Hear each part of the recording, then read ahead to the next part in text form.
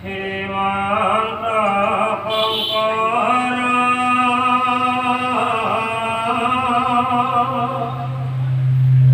হৰি ভকত ৰাজেন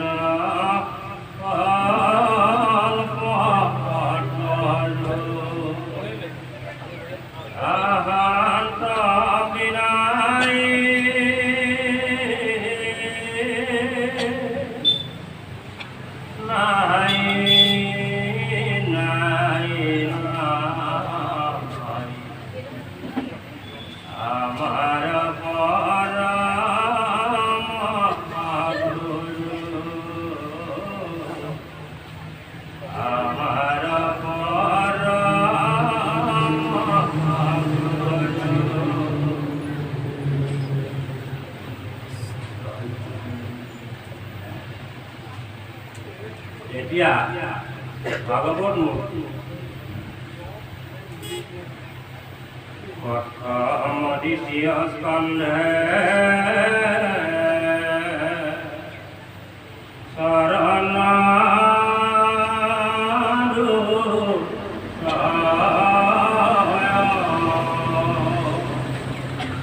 তৃতীয় চতুৰ্থে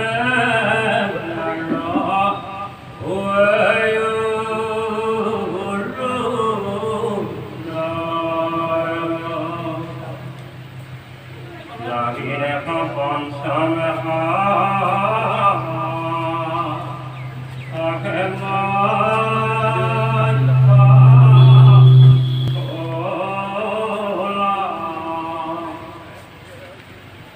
সপ্তমে অষ্টমে পৰ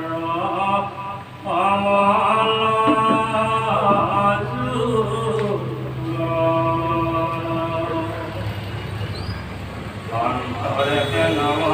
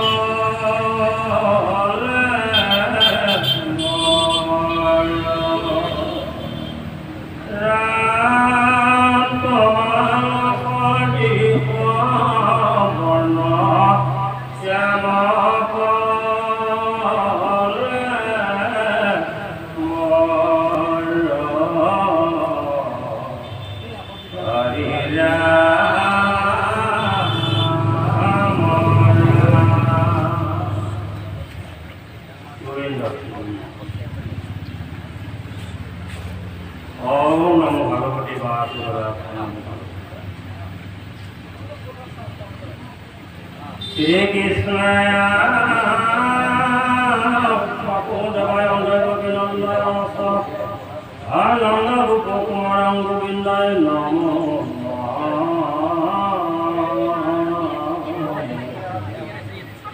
Namo Pankadavaya Namo Pankadamalile Namo Pankadaretaya Namo Shri Pankadayam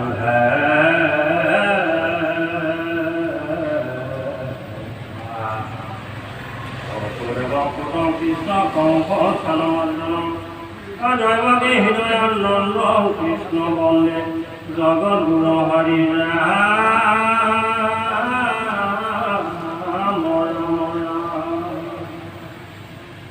Amokati Vasala Pangalogo Yakagi Adati Pataha Bande Paramanandama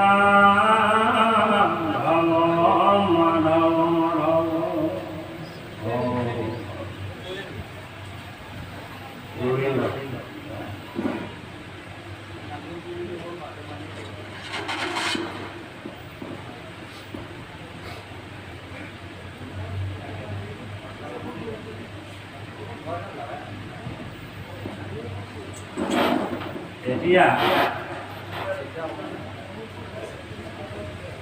মহান ভাগৱতৰ নৱম স্কন্ধৰ অম্বৰীকৰ উপাখ্যান আমাৰ সভাসভা এক্সামতে পূৰ্ব পৰা এক্সামতে আমি এইখিনি আগবাঢ়ি ওলাইছোঁ।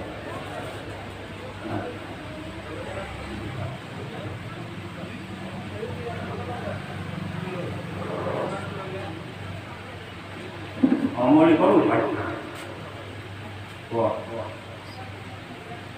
ইৰাম কনগ নিৰগতি ৰাজা কনম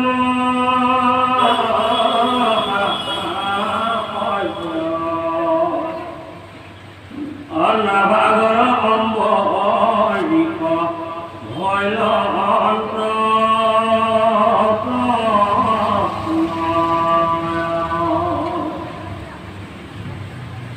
ইৰাম আকাৰ মহিমাময়ী কি কৈমো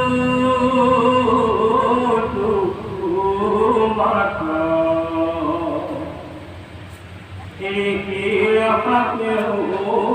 ক্ষমা নহলে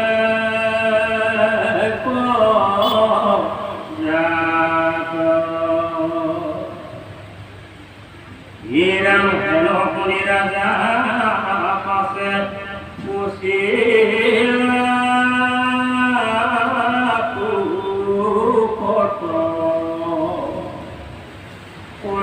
কথা গুৰু ইটো মহায়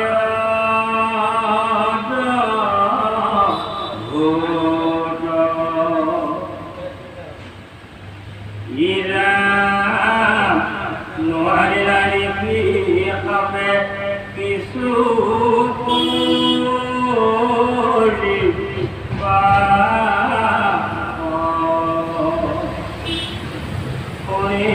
পইচা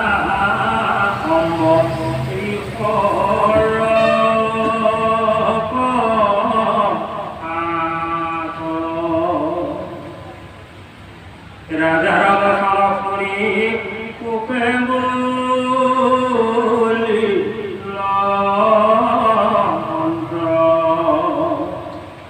সাতুৰি পাতি দিব তেন্তে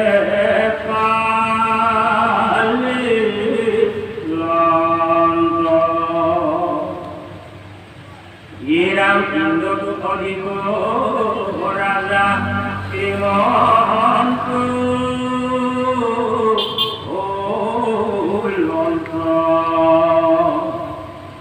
মহিমা কন পাৰিলা ৰাজা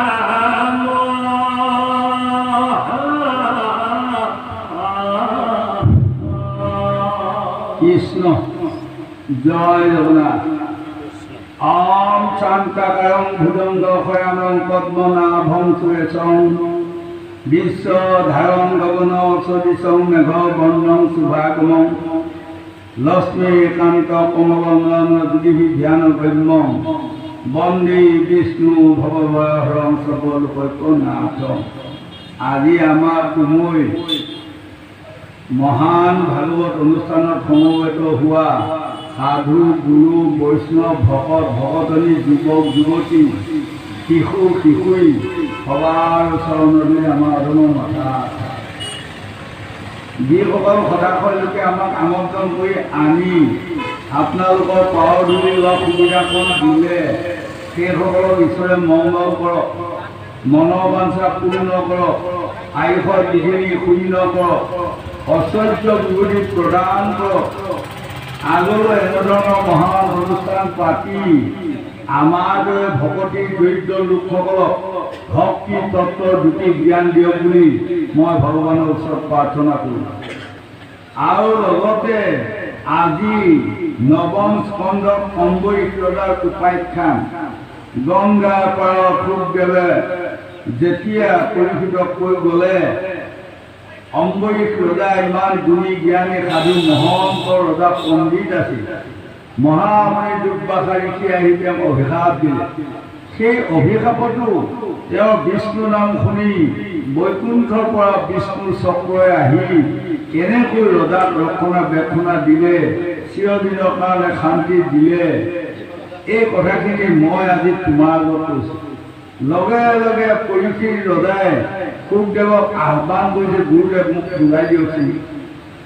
দুৰ্বাসা মুনি ৬০,০০০ মুনিৰ ভিতৰত দুৰ্বাসা মুনিয়ে প্ৰধানবিত মুনি, আৰু দুৰ্বাসা মুনিৰ সাপ সৰ্বমধ্য পাতালত নাক তেনেকুৱা কোনো নাই।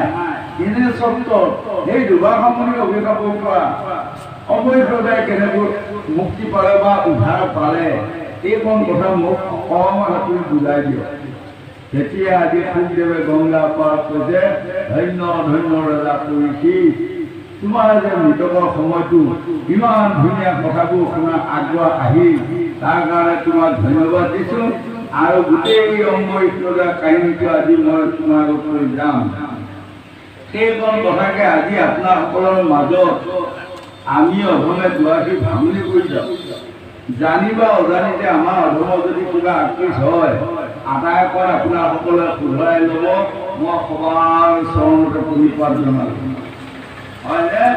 গতিকে আজি গংগাৰ পাৰত শুকদেৱে পৰীক্ষিতক কি কাৰণত এই মহান ভাগৱতটো ল'বলগীয়া হৈছে, সেইকাৰণে স্বামী বিবেকানন্দন দেৱৰ বাণীত লিখিছে, মনৰ দুখে চান্দালে দেই অভিশাপ, তাক খন্দাইছে নৰেন ব্ৰহ্মাৰ পাত। মনৰ দুখত যদি কোনোবা চান্দাল মেলচেও কাৰোবাক অভিশাপ দেই, চিৰকালে পৰকালে তাৰ নিষ্ঠা নাই। সেই উঠি অহা যুৱক যুৱতী প্ৰজন্ম হ'ল, আজি এই মহান ভাগৱতে আমাক ৪ প্ৰকাৰে বুজাব। প্ৰথম প্ৰকাৰটো বিশ্বত বুজাব, দ্বিতীয় প্ৰকাৰে আমাৰ দেহ মাৰ্গত বুজাব, ভাগৱতে যিমান দেহে সিমান, দেহে যিমান ভাগৱতে সিমান। আৰু তৃতীয় প্ৰকাৰে আমাক বুজাই যাব ভাৰ্যা পুত্ৰ ল'ৰা ছোৱালী সংসাৰখনৰ মাজত, হয়নে? চতুৰ্থ প্ৰকাৰে আমাক বুজাই যাব আমাৰ যে আয়ুটো সদায় সূৰ্যৰ লগত ধৰ্মলৈ আছিল, তাক আমি ভূক্ষেপ কৰা নাই, হয়? শিশুকাল কোনপিনে গ'ল তাৰ আঁতৰি নাপালোঁ, যৌৱন কাল কেনেকৈ আহি পালে তাৰ আমি আঁতৰি নাপালোঁ, যৌৱন কাল শেষ হৈ আকৌ বৃদ্ধকালে কেনেকৈ আমাক লম্ভি ল'লে আৰু আমি আঁতৰি নাপালোঁ, আৰু বৃদ্ধ কালৰ পৰা কেনেকৈ গৈ যে যোৱা কালত পৰিলোঁ তাৰো আমি আঁতৰি নাপালোঁ। কিন্তু এটা আঁতৰি পাম, যিদিনা কাল পৰা সপৰা বেং কামোৱা চিন্তা জমতে আহি লৈ যাব, সেইদিনাহে জানিব মৰাদিন পৰিলে নেকি আজি। সেই মৰাদিন আজিয়ে পৰিব বুলি ইমান দিন জানাই নাছিলোঁ নহয়, হয়নে? যিদিনা জমে নিব আহিব সেইদিনাহে জানিম মোৰ মৰাদিন হ'লেই নেকি, হ'লেই আৰু বোলাহে।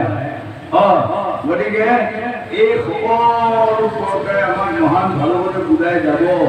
আজি ৫ বছৰ বয়সৰ পিতৃ মুনিয়ে বনৰ মাজত অভিশাপ দিলে ৰজা পৰীক্ষিতক যে তোমাক ৭০ দিনৰ ভিতৰত তোমাক তক্ষকনেৰে দংশন কৰক, হয়নে?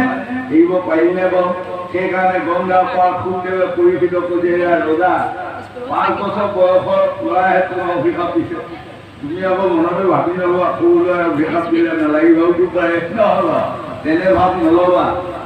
৭০ দিনৰ ভিতৰত তক্ষকে দংশিলো সহায় কৰি দিব, হয়নে?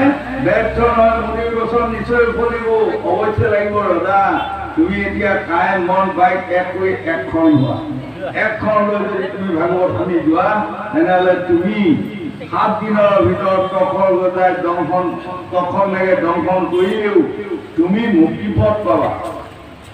তেতিয়া পৰীক্ষিত ৰজাই শুকদেৱৰ ২খন চৰণতে ধৰি কৈছিলে, গুৰুদেৱ মোক বুজাই দিয়কচোন, এখন মানে কি আছে? গতিকে এখন মানে কাই মন বাইক এক কৰা, লাভ ভয় ঘৃণা ৩টা বস্তু বাদ দি ভাগৱত শুনা। সেইটো এতিয়া আকৌ আমি যদি দেহ মাৰ্গত কওঁ, আমি প্ৰত্যেকে আজি একোটি একোটি ৰাজা পৰীক্ষিত, আপোনালোকে গোসাঁনীহঁতেই হওক গোসাঁইসকলেই হওক, আপোনালোকে আজি কিহৰ পাৰত পাইছে? পৰীক্ষিত ৰজাৰ পাৰত পাইছে। পৰীক্ষিত ৰজাই যেনেকৈ গংগা পাৰত ভাগৱত শুকদেৱৰ মুখে একান্ত চিতে শুনি গ'ল, আপোনালোকেও যদি একান্ত চিতে শুনি যায়, পৰীক্ষিতে পোৱা গতিটো আপোনালোকেও পাব, হয়নে? সেই তেতিয়া মানে শুকদেৱে কৈছিলে যে ৰজা তুমি কাই মন এক কৰা, মানে কাই মানে হ'ল নিজৰ দেহটো, তাক এক কৰা।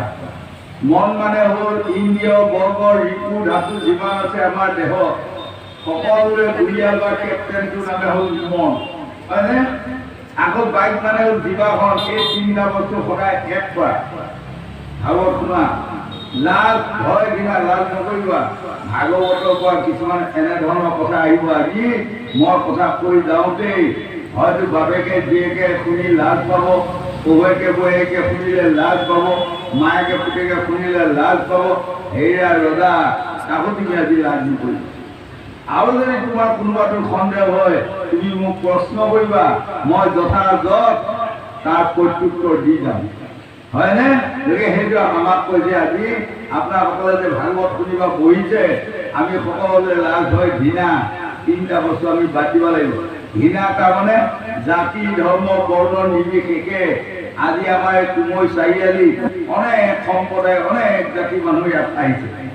আমাৰ গোসাঁনীহঁতৰ গাতে গোসাঁইসকলৰ গাতে ধুনীয়াই কোনোবা এটা মেটু মুচি চান্দাল মেচু বহিছে, কিন্তু কাকো ঘৃণ নকৰিব। ভাগৱত কোনে শুনে? ভকতে শুনে, হয়নে? ভাগৱতৰ স্থলীত থকা লোক মানে আমি জানি লোৱা উচিত সকলো ভকত সকলোৱে পাৱৰ ধূলি মাথাত লৈ যোৱাটো মোৰ কৰ্তব্য। ঘৃণা হয় মৃতকল ভয় আমি কৰিব নালাগে, কাৰণ এইখন কাৰো পৈতৃক সম্পত্তি নহয়। এদিন আমি ইয়াৰ পৰা গুচি যাব লাগিব। আপোনালোকে বা আমি চাওঁচোন বাৰু, নহয়নে? আমাৰ আটা পিতাসকল বা আপোনালোকৰ গোসাঁনীহঁতৰ কত পকা আজু শহু শাহুবিলাক গৈ আছে, হয়নে? আৰু ইয়াৰ পাছত আমিও এদিন যাবই লাগিব। তাকে যোৱাৰ ফলত যদি মই যাই বোলে কোমৈ পৰ্বতৰ গহ্বৰত সোমাই থাকোঁগৈ, হ'বনে? নহ'ব, কাৰণ আমি এদিন মৰিব লাগিব, মৃত্যুবৰণ কৰিবই লাগিব। গতিকে এই ভয়টো আমাক কৰিবলগীয়া নাই। এই বুলি আজি সুখদেৱে পৰীক্ষিত ৰজাক পৰামৰ্শ আগবঢ়াইছে, আৰু সেইখন পৰামৰ্শকে আমি আজি আপোনাসকলৰ মাজত আগবঢ়াইছো। হেৰা ৰজা নোৱাৰিলা ঋষি কাপে কিছু কৰিবাক, শুনিবাক ইচ্ছা অম্ব ঈশ্বৰৰ কথা ক। যিজনক ঋষি কাপেও একো কৰিব নোৱাৰিলে, কাৰণটো কি? তেওঁকো ইমান ধুনীয়াকৈ বিষ্ণুৱে মানে বেৰণ দি ৰাখিলেনে?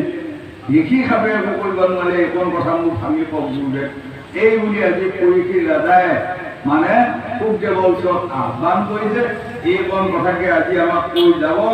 এনেকৈনো দুৰ্বাসাৰ অভিশাপেও অম্বৰীশ ৰজা ক্ষতি কৰিব নোৱাৰিলে, বৈকুণ্ঠৰ পৰা বিষ্ণু চক্ৰ আহি কেনেকৈ ৰক্ষা কৰিলে, এইকণ কথা ভয়াকে আমাক বুজাই যাব। এইকণ কথা শুনিলে আমাৰ আটাইয়ে দুখ ভুল পাপন নাশ কৰি ভাগ্যখন ভাললৈ আজি ঘূৰাই আনিব পাৰে। আমাৰ ভাগ্য যদি কিবা বেয়া আছিল, আজি এই মহান ভাগৱত শুনি বেয়াকণ কৰ্তন যায়, নিশ্চয় আমাৰ ভাল ভাগ্য অকণমান স্থাপিত হ'ব বুলি 4:14 অংশৰ পুৰাণে আমাক বুজাই আছে। গোবিন্দ কৃষ্ণ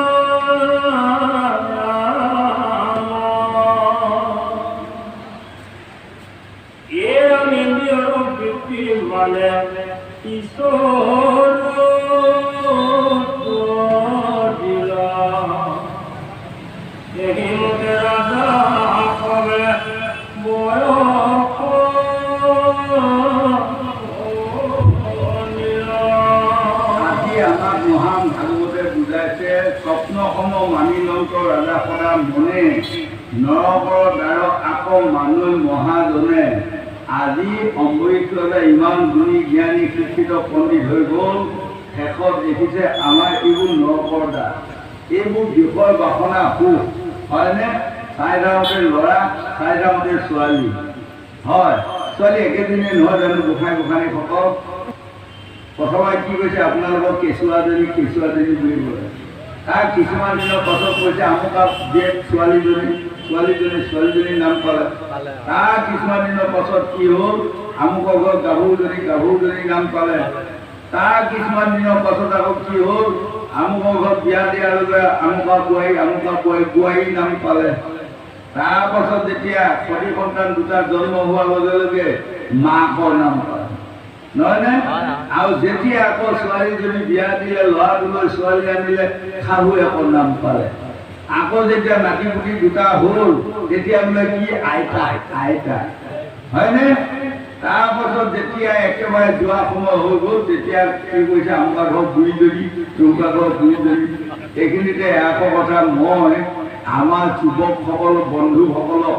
আৰু আমাৰ বোৱাৰী গোসাঁনীসকলক অকণমান সকীয়াই দিম মই অসমত আপোনালোকৰ আশীৰ্বাদে শদিয়াৰ পৰা ধুবুৰীলৈ অনাগত চুকে কাণে ঘূৰি ফুৰিছোঁ আমাৰ ওচৰ পাজৰখিনিতে মই কম ফুৰোঁ দূৰৈখিনিত চব ফুৰিছোঁ ফুৰি মই কেইটামান ভাষা শুনি ফুৰি অন্তত মোৰ দুখ লাগি মই আজি মানে আপোনালোকৰ মাজত প্ৰকাশ কৰি যাওঁ যদি আপোনালোকে বাৰু মোক কিবা ভুল বা ক'ব গোসাঁইসকল গোসাঁনীসকল আজি সমাজখনত আপোনালোকৰ গুণী জ্ঞানী শিক্ষিত আটাইখন বহিছে যেতিয়া নহ'ব প্ৰায়বিলাক জেগাত মই শুনিব পাওঁ বোৱাৰীজনী কওঁ এইগৰাকী কি লাগে কিন্তু আমাৰ শাহু বুঢ়ী তাৰপাছত আমাৰ কোনোবা বোৱাৰীয়ে ক'ব এয়া বুঢ়াটো বা এই মানুহজন কি আমাৰ সৰু বুঢ়া হয়নে আকৌ আমাৰ ল'ৰাসকলে ছোৱালী অনাৰ পাছত ক'ত যাওঁনো কৈছে শাহু বুঢ়ী ঘৰৰ পৰা আহোঁ ক'লৈ যাওঁনো সৰু বুঢ়া ঘৰলৈ যাওঁ মই এইটো দুখ পাইছোঁ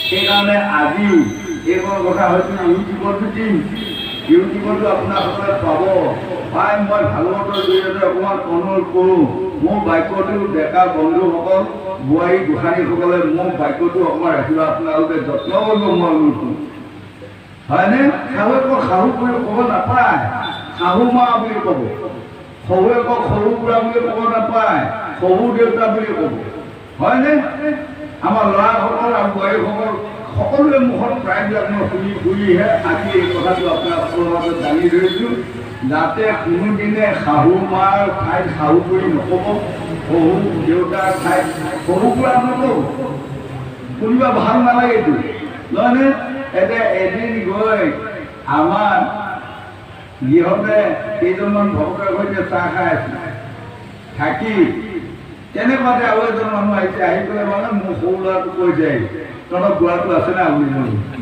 হয় তেতিয়া আমাৰ সৰু ল'ৰাটোৱে কৈছে আপুনি বহিলে কৈছে আপোনাক মই অনুৰোধ কৰিলোঁ যে আজিয়ে ক'লে আৰু আজিৰ পৰা নক'ব আমি খুব দুখ পাওঁ তোমাৰ দেউতাই আছেনে বা তোমাৰ বাপে আছেনে বুলি ক'লে বৰ শান্তি পাওঁ তহঁতৰ বুঢ়াটো আছেনে বুলি যাতে নক'বি হয়নে গতিকে এইবোৰ আমাৰ ভাষা আজি সমাজখন আমাৰ বহুত শিক্ষিত কৰিছে সঁচা কিন্তু কিছুমান ভাষা অকণমান নিচলৈ গৈ আছে মনত ৰাখি এইসকল চলাব লাগে আগৰ যুগত মন কৰিছেনে আমি স্কুল পঢ়ি থকা দিনত বা হাইস্কুলত পঢ়া দিনত আমি দেখিছিলোঁ তেতিয়া দিনত আমুক গাঁৱত বোলে আণ্ডামেটিক মানুহ দুটা আছে তেনেহ'লে ভয়াৱহ শিক্ষিত মানুহ আছে হয় নে নহয় হয় আৰু যদি কেনেবাকৈ ক'ৰবাত বি এ পাছ মানুহ এটা আছেই তেনেহ'লে ৰাম সময় থাকিব লাগিব তাতকৈ আৰু পণ্ডিত মানুহ আৰু নাই এনেকুৱা ধৰণৰ কিন্তু আজিকালি আপোনালোকৰ বা আমাৰ সকলোৰে ঘৰে ঘৰে চব ল'ৰা ছোৱালী গ্ৰেজুৱেট হৈ গ'ল হয়নে কিন্তু হৈ গ'লে ইমান ডাঙৰ শিক্ষিত হৈ গ'লে যদি আমি ভাষাবিলাক শুদ্ধ নকওঁ হ'ব নেকি তেনেহ'লে আমি ভাষাবোৰ শুদ্ধ কৰিব লাগিব আমাৰ পিতৃ মাতৃ কোৱা ভাষাবোৰ আমি শুদ্ধ কৰিব লাগিব শহু শাহুৰক কোৱা ভাষাবোৰ আমি শুদ্ধ কৰিব লাগিব তেহে মোক সৰু শাহুৱে গম পাব হয় আমাৰ এতিয়া সৰু শাহুৰ যদিও মৃত্যু হ'ল আমি কোনোদিনে সৰু পৰা শাহু কৰি আমি কোৱা নাই ক'লৈ যাওঁ সৰু দেউতাৰ ঘৰত যাওঁ না হেৰি শাহুৱে শাহু নাই এতিয়া যেনিবা আগত আমি মায়ে বোলো এতিয়া তোমালোকে মা বোলা ভাল কথা তেনেধৰণে ভাষাবোৰ সলনি কৰিব পৰা যায় হওক এইকণ অকণমান বঢ়াই দিয়াতে ডেকা বন্ধুসকল বোৱাৰীসকলে মোক বেয়া নাপাব দেশৰ শান্তি আহক ভাষা ভষাবোৰ শুদ্ধ কৰক ভগৱন্ত বসুদেৱে কৰিলা ভকতি বৈষ্ণৱ সমতৰ ৰাজা কৰা সবে তৃপ্তি। সেই সময়ত অম্বৰীশ ৰজাক গুণী জ্ঞানী পণ্ডিত লোকসকলেও সন্মান জনাইছিল। কিয় তেওঁ তাৰমানে নৰপৰ্দাৰ কাক কৈছিল জানা? ল'ৰা আৰু ছোৱালীবোৰে আমি বিয়া সোমাই যৌৱন কালটোত এনেধৰণৰ মতলীয়া হৈ গ'লো। তাৰপাছত আজি ৰজাই কৈছে কি জানা, এইবাৰ সপোনৰ নিচিনা। আমি সকলোৱে চিৰিয়ে মতাই লগ হৈছোঁ আৰু বিয়া বাৰু কৰি স্বামী পত্নী লগ হৈছোঁ, এইবিলাক সপোনৰ নিচিনা কাম নাই, হয়নে? এইবোৰ কেৱল নৰকৰ দান। গতিকে সকলো মিছা, কথাটো নোহোৱা কথা নহয়। হাজা পুত্ৰ ধন মজাই লেক মনত তাকে আছো আশা কৰি ধনৰ ৰূপ কৰি ভাজা জাগৰি লগে নগাই কেহু মৰি। বৰ ধুনীয়া ধুনীয়া ছোৱালীবোৰ ধুনীয়া ধুনীয়া ল'ৰাবোৰে বিয়া কৰিলে বিয়া সোমাল, হয়নে? বিয়া কৰোৱাৰ পাছত এই এনেকুৱা মই পাই গৈছিলোঁ অসমত নহয়। কিছুমান ল'ৰাই ধুনীয়াকৈ কি কয় জানা? জন্মে জন্মে তুমি নেৰিবা দেই, তোমাৰ বাহিৰে মোৰ কোনো নাই। আকৌ ছোৱালীজনীয়ে কয় জন্মে জন্মে তুমিও মোক নেৰিবা দেই, তোমাৰ বাহিৰে একো নাই। কিন্তু যদি ডেকা কালতে গাভৰু কালতে ছোৱালী বিধৱা হ'ল বা ল'ৰাটো যদি বৰলা হ'ল, এই পৰম যাব ৰক্ষা নিদিয়ে আৰু এজনী আনি আৰু এটা লাগি যায়। ইয়াত দেখি পৰিছোঁ আমি অসম। অলপতে এটা জেগাত তেওঁ ঘৈণীয়েক অকালতে ঢুকালে। বেয়া নাপাব আপোনাসকলে, ঢুকুৱাতে তাৰমানে 6-5 দিন 4 দিন কিবা এটা আছে আৰু সকামলৈ। তেনেকুৱাতে তেওঁলোকৰ সমাজত বুঢ়াকেইটা বহি চোতালত বহি আছে। সি মানে ঘৰতে ওলাই অহা নাই। তাৰপিছত কৈছে কথাখিনি কওঁ, সকামটো কেনেধৰণে চলিব লাগিব ন? তই কাৰ লগত ফোন বনাই আছো কথা পাতি? দাদাই মই পুৰুষালীজনী আহিছে, তাইৰ লগতে কথা পাতি আছো কৈ এনেকৈ আহি। তাৰপিছত তোমাৰ কওঁতে আহিলা, আহি বোলে যেতিয়া এনেকৈ বুঢ়াকেইটাৰ লগত কথা বতৰা হোৱাৰ লগে লগে পুৰুষালী একে চাহ লৈ আহিছে আৰু বেছি আহিছো বৰ এডাল সেন্দুৰ ফুট লৈ পেলাই মানে চাহ দিব আহিছে। তেতিয়া বুঢ়াটোৱে কৈছে তইছো কৈছিলে পুৰুষালীজনীৰ লগত কথা পাতি আছো, এতিয়া সেন্দুৰ ফুট দেখিছ নগাঁও কি? কৈছে দাদাই আনিলো বেয়া নাপাবি আৰু কৈছে মই বেয়া নাপাওঁ, তই আন কমটো যাবা দেচোন, তাৰপাছতো আন। কৈছে দাদা আগে আনাও আনা, পাছত আনাও আনা, আনিলো হয়নে? এয়াইতো সংসাৰ, এয়াইতো আমাৰ বাক্য হয়। সিদিনা মোৰ মানুহগৰাকী আগত মই কৈ ৰাখিছিলোঁ মোৰ বাক্য তোমাৰ জন্মে জন্মে দিওঁ। এতিয়া কি হয়, দুদিনৰ পাছতে তোৰ খাওঁ কিয় হৈ যদি চপাই, হয়নে? গতিকে এইবোৰ আজি আমাক ভাগৱতে কৈছে ই নৰকৰ দান। গতিকে যাই হওক বাৰু, আমাৰ যৌৱন কালটো কৰাৰ লগে লগে এইটোত আমি লিপিবদ্ধ অলপ থাকিব লাগিব, নাথাকিলে পৃথিৱীখন নচলে। কিন্তু সেইকাৰণে মহাকবি গোবিন্দ মিশ্ৰই লিখিছে, সেই ৰাজসকল যৌৱন কাল পোৱাৰ লগে লগে তাত তোমালোকে আবদ্ধ হৈ বুঢ়িয়া হৈ নাযাবা। হওকচোন বাৰু, কিয় ভাল থাকে চিৰকাল যেহেন স্বপ্ন পৰাই, সূৰ্য কান্দি ফুল চন্দ্ৰ ৰশ্মি পালে সন্ধ্যা বেলা গেলি যায়। হওক যৌৱন কালটোৱে যদি জন্মে জন্মে আমাৰ একেলগে থাকিলে নাথাকে। দুদিনীয়া বেঙেনা বাৰী বেঙেনা যাব গা জোকাৰি। যৌৱন কালটো যোৱাৰ লগে লগে বৃদ্ধকাল পোৱাৰ লগে লগে সেই আনন্দৰ ৰহস্যটো আপুনি টকা দিলেও নাপায় আৰু পইচা দিও কিনিব নোৱাৰে, হয়নে? গতিকে আজি আমাক ভাগৱতে এইখন বুজালে আমি যাতে জন্মে জন্মে জন্ম বিবাহ মৃত্যু চিন্তা কৰ্ম আমি কৰিব লাগিব। তাৰ মাজেৰে সাধু গুৰু বৈষ্ণৱ ভকতনী পাৱাৰ ধূলি মাথাত লোৱা আমি সাৱধান ৰাখি যাতে পাৱাৰ ধূলি লৈ খাওঁতে খাওঁতে ঈশ্বৰৰ গুণানুকীৰ্তন গোৱা শুনাৰ যাতে আমি সুবিধা লওঁ, সেইগৰাকী আজি ভাগৱতে বুজালে।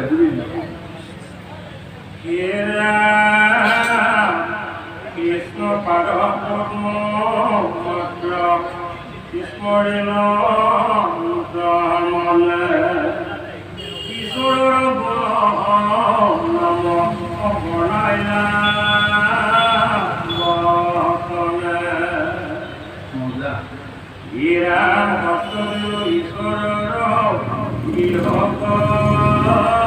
মাৰ্জিলা কলে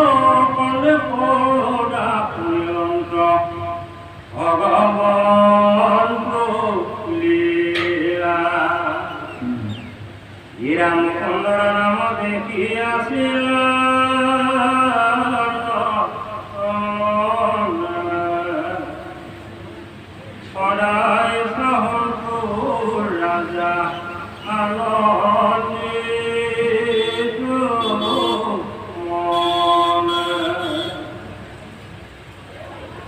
নবকালিঙ্গিলা পদাম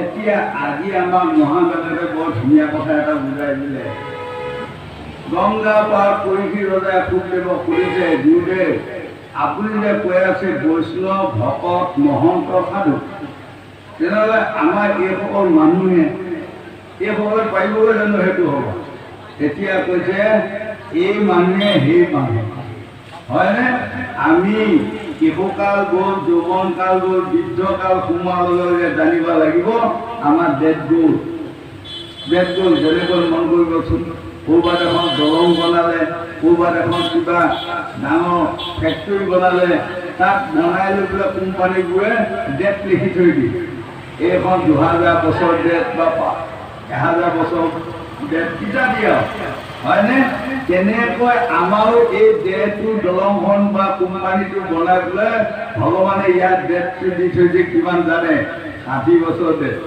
60 বছৰৰ পাছত লোকসকলে আমাৰ বাহাদুৰি নামাৰিব আমাৰ ডেট গ'ল হয়নে কোনদিনা দলঙৰ খুটা লৈ আহিব হয়নে এটা সিদিনা কৈছে দাঁতৰ বিষত মই থাকিব পৰা নাই গোসাঁই দাঁতটো এটা লৈ আছে মই বোলো দলঙৰ খুটা লৈ আপোনাৰ মই কৈছো হয়নে দলঙৰ খুটা লৈ এতিয়া মন ক'ব এতিয়া চুলিকেইটা আমাক পকিলে নহয় তাৰমানে জানিব লাগিব মোৰ ডেট গ'ল তাৰচোন মোৰ চুলিখিনি ল'ৰালি কালত এনেকুৱা দোকানত মই পাতল চলি খুলি চাওকচোন পাতল চলি আন ইমান চুলিৰ দাঁত খন খুলি নোসোমায় এতিয়া কিন্তু দুখ লগা বিষয় এনেকৈ হাতখন দিয়াৰ লগে লগে চেঁচা লাগি হয় তেওঁ যে নহওক অলপমান তাতে পিঠে আছেই আজি কিছুমান দিনৰ আগতে ল'ৰাকেইটাই ক'লে এইটো পেকেট লওক এইটো পেকেট সানি লওকচোন চুলিকেইডাল কোলা কৰি লওক দেখিব ভাল লাগিব হেন তেন কোৱাতে তাহাঁতৰ বুদ্ধিতে এইটো সানি ল'লো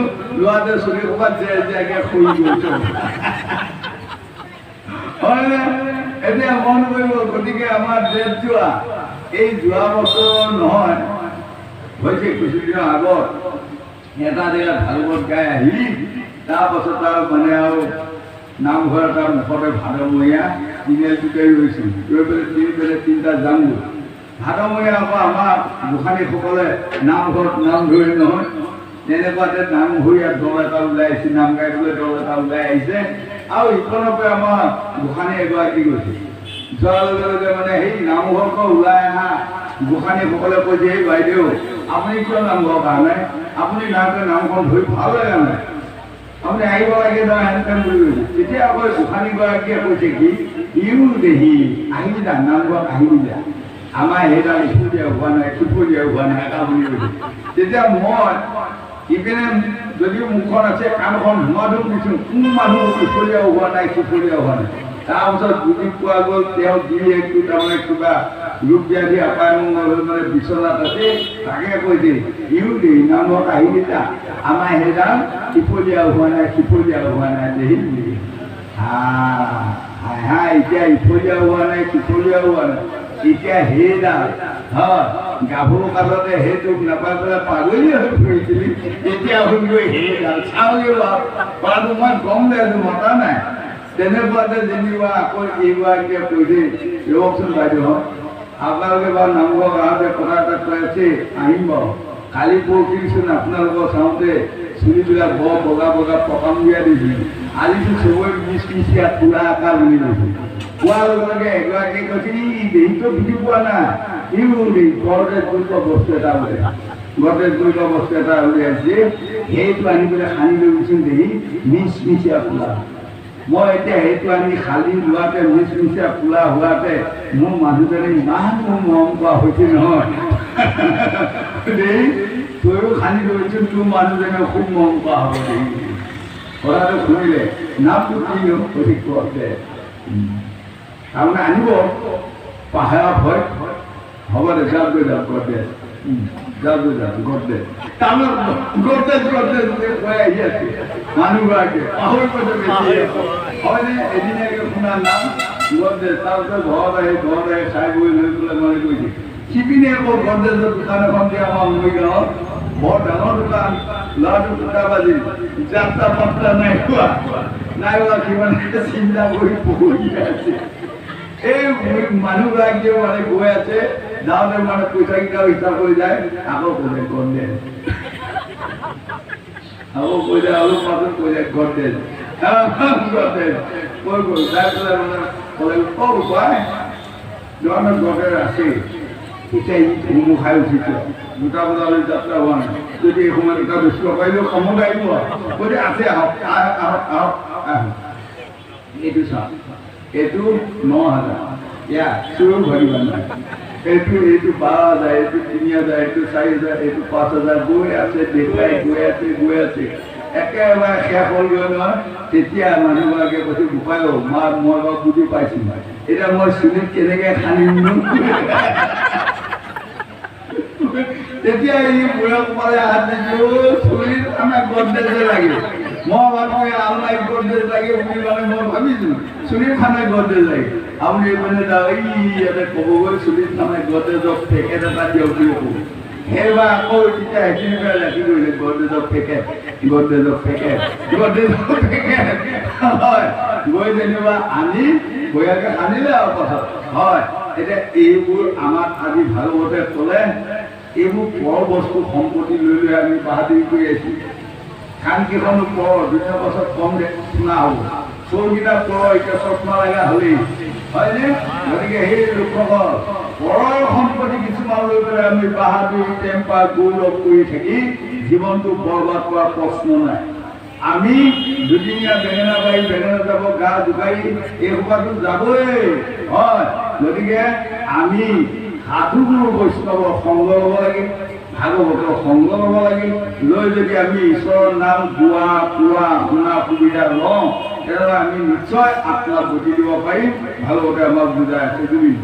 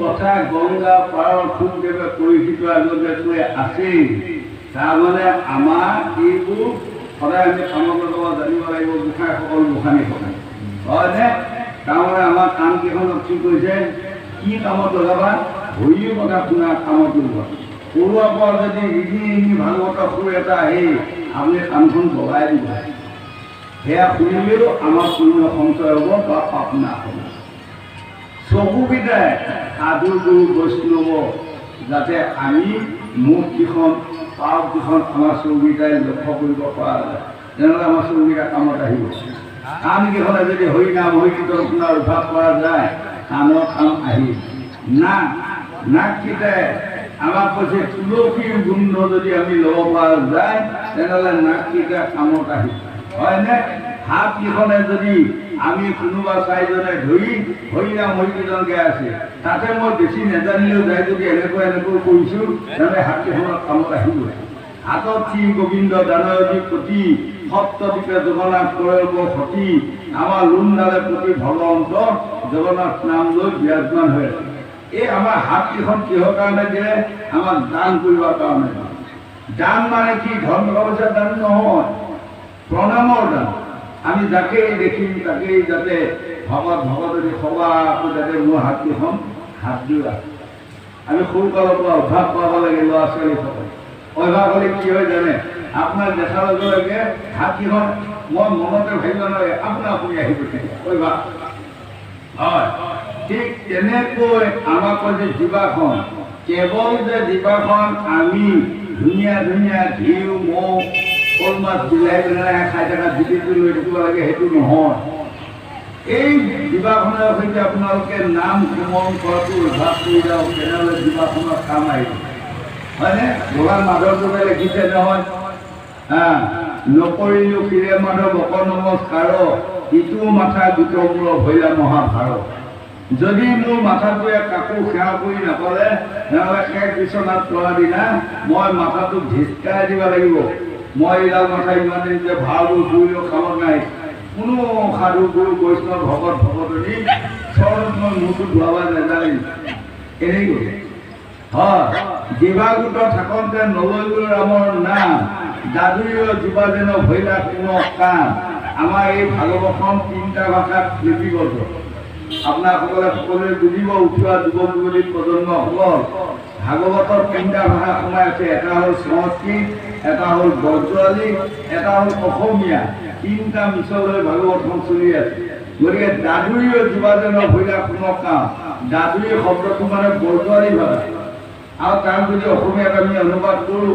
তেনেহ'লে মানে বেঙৰ জীৱা বেঙে যেনেকৈ গৰুখন মেঘুৱা দেখিলে চক টাক কৰি মাতি থাকি কিন্তু মানে হেৰি গৰুখন নহ'বও পাৰে একো ডাঙৰ কথা নহয় নহয় ঠিক তেনেকৈ আমাক কৈছে মানে আমি সকলোপিনে প্ৰভু ভগৱন্তক ভজিব জানিব লাগিব হাত ভৰি ধুই লাগিব ভগৱন্তৰ কামত আমি খোৱাব পাৰিব লাগিব হয়নে তদুক আমাক এই কথাখিনিকে মহান ভাগৱতে বুজাই আছে দুদিন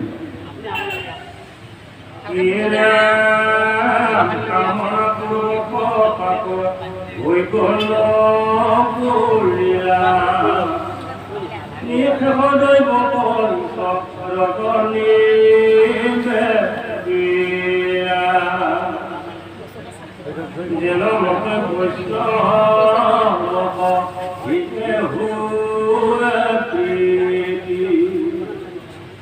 নানাভাৱে কৃষ্ণ পাৱে কৰিলা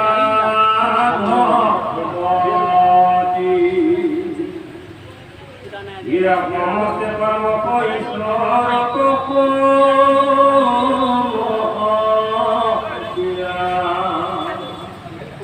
এহি মতে মহাৰাজা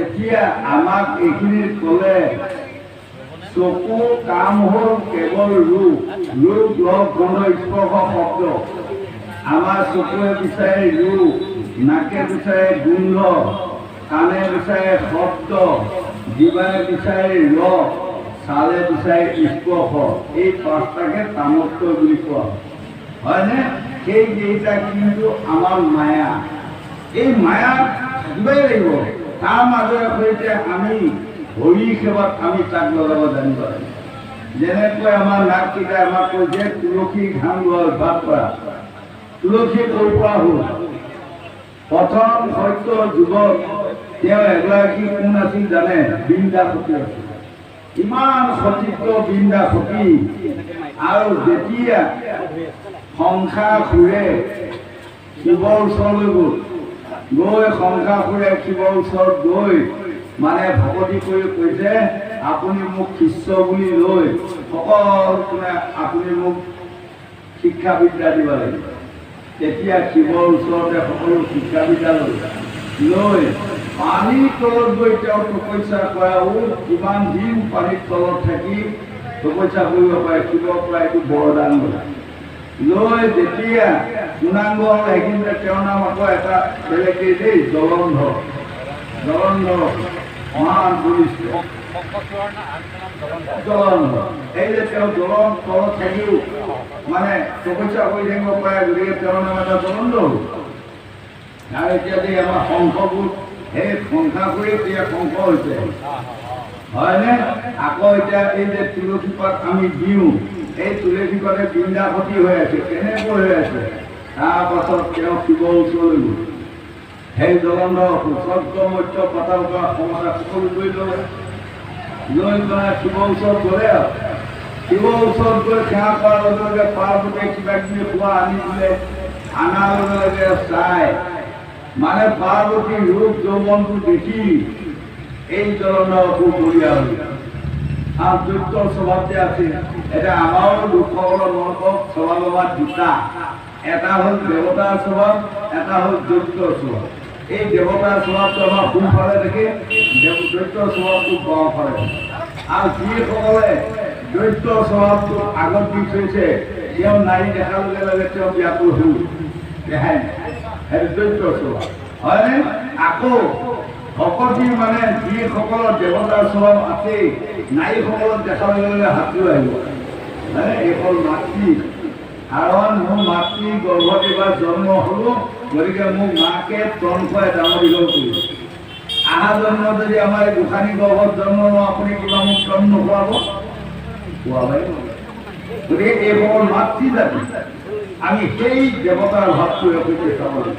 লগে লগে পাৰ্বতী যেতিয়া তাৰ বেয়া চকুৰে চোৱাৰ লগে লগে পাৰ্বতীয়ে তেওঁ মানে বাৰম্বাৰ হোৱাৰ লগে লগে মানে দেখে যে জলন্ধৰ অসুৰে মানে বলৰাই ধৰি পাৰ্বতীক নিবই মই নিমেই তোমাক বিয়া কৰিমেই আহিব নহয় মই চমুকৈ কৈছোঁ। তেতিয়া লগে লগে শিৱৰ লগত যুদ্ধ হ'ল। শিৱৰ কথা হ'ল তুমি গুৰু পত্নীক যেতিয়া তুমি নিব বিচাৰিছা তোমাক বধ কৰিবাই লাগিব। কিন্তু গৈ গৈ গৈ গৈ যুদ্ধ যাওঁতে শিৱ লালকাল হৈ গ'ল। কমকৈ পাছত শিৱ মানে মৃত্যু হ'ব এতিয়া এনেকুৱা হ'ল অৱস্থা। তেতিয়া দেৱদেৱী নাৱতে বৈকুণ্ঠ ধুমাধুম গৈ প্ৰভু অনন্ত বিষ্ণুক ক'লে যে যদি জলন্ধৰ অসুৰৰ হাতত যদি আজি আমাৰ শিৱ মৰি তেনেহ'লে তিনি তুলসীত বদনাম আহিব। প্ৰভু চাওকচোন। তেতিয়া বিষ্ণুৱে চোৱাৰ লগে লগে দেখিলে তেওঁৰ পত্নী গৰাকীৰ নাম হ'ল বৃন্দাবতী ইমান মহাসতী। সেই তেওঁৰ সতীত্বৰ কাৰণে মানে স্বামী আয়ু ইমান ফুল হৈ আছে তেওঁ কোনেও মাৰিব নোৱাৰে। তেনেহ'লে ৰবা লগে লগে বিষ্ণুৱে মানে জলন্ধৰ অসুৰৰ মানে ভেট ধৰি গৈ মানে ঘৰত মাত দিলে। এতিয়া বৃন্দাবতী যদি স্বামী আহিলে তেতিয়া কৈছে মই আহিলোঁ আজি শিৱ মোৰ যুদ্ধত লাল কাল কৰি পেলাই থৈ আহিছোঁ হয়নে?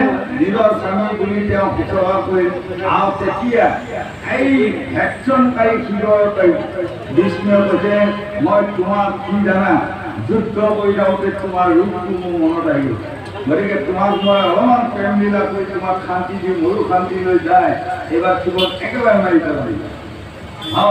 তেতিয়া তেওঁলোকৰ লীলামালা হ'ল। হোৱাৰ লগে লগে পদৌশেষত বৃন্দাবতীয়ে থাপ মাৰি হাতত ধৰিলে ৰবা তুমি ইমান সময় মোৰ লগত প্ৰেম লীলা কৰিলা এইটো প্ৰেম লীলা মোৰ স্বামী নহয়, এইটো সম্পূৰ্ণ বেলেগ। গতিকে তুমি মোৰ স্বামী হ'ব নোৱাৰা। যদি তুমি কি ভেকচন কৰি আহি আজি মোক হৰণ কৰিলা বা মোৰ সতীত্ব নষ্ট কৰিলা তোমাক অভিশাপ দি ভস্ম কৰিম কোন তুমি চিনাকি দিয়া। তেতিয়া লগে লগে বিষ্ণুৱে চিনাকি দিয়ে সেই সতী ময়ে কি কাৰণত তুমি মোৰ সতীত্ব আজি নষ্ট কৰিলা? কৈছে তোমাৰ সতীত্ব নষ্ট নকৰিলে তোমাৰ স্বামী শংখাসুৰ বা জলন্ধৰক মাৰিবা নোৱাৰা আৰু তাক মাৰিবা নোৱাৰা মানে শিৱৰ দুৰ্গতি সীমা নোহোৱা হ'ব। 33 কোটি দেৱতাৰ অশান্তি আহিব।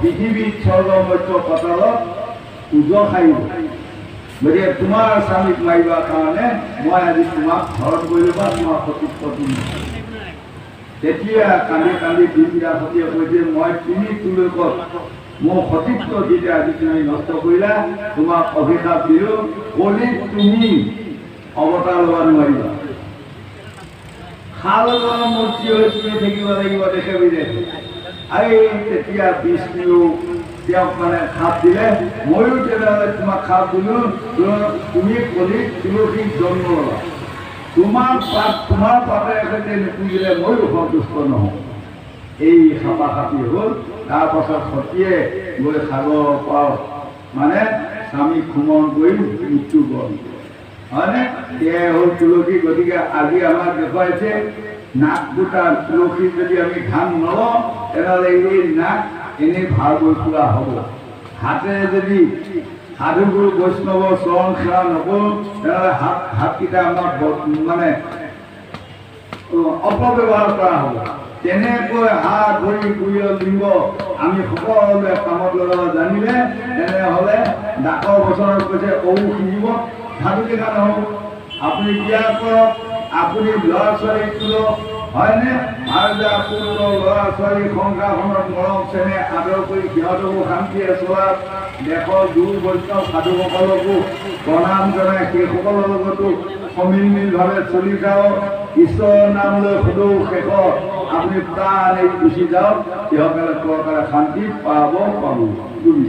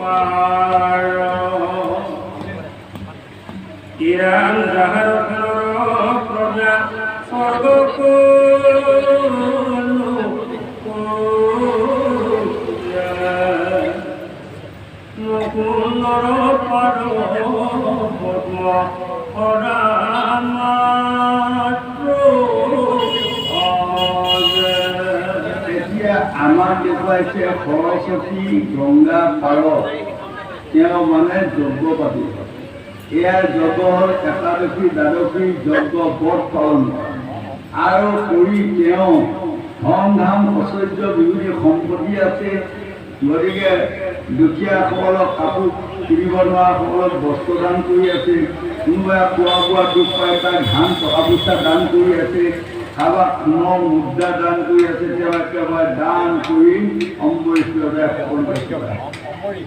অম্বৰীশ্বৰে হয়নে আচ্ছা এই সৰস্বতী নদী সৰস্বতী গংগা দেৱী কেনেকৈ হ'ল আৰু এটা কাহিনী আছে কাৰণ কিয় এই ব্ৰহ্মাই স্বয়ং সৰস্বতীক জন্মালে জন্মোৱাৰ লগে লগে সৰস্বতীক ইমান ধুনীয়া ৰূপৱতী কৰি জন্মালে তাৰপাছত যেতিয়া নিমিষৰ ভিতৰতে দেখা যায় উপযুক্ত গাভৰু হৈ গ'ল দেখা শুনাই ধুনীয়া হৈ গ'ল এই তেতিয়া ব্ৰহ্মাই তেওঁৰ ৰূপক দিয়া ক'লৈ আগতে ব্ৰহ্মা আমাৰ নিচিনা মোক এখনেহে হয় যেতিয়া সৰস্বতীয়ে গম পালে মোৰ পিতৃয়ে নিজে মোক হৰণ কৰিব যত্ন কৰিলে যে এইপিনে লুকাই এইপিনে লুকোৱাৰ লগে লগে এইপিনে চোৱাৰ লগে লগে ব্ৰহ্মা আৰু এখন মুখ হ'ল পাছৰ পিনে গ'ল পাছৰ পিনে চোৱাৰ লগে লগে আৰু এখন মুখ হ'ল এইপিনে চোৱাৰ লগে লগে আৰু এখন মুখ হ'ল তেনেকৈ মানে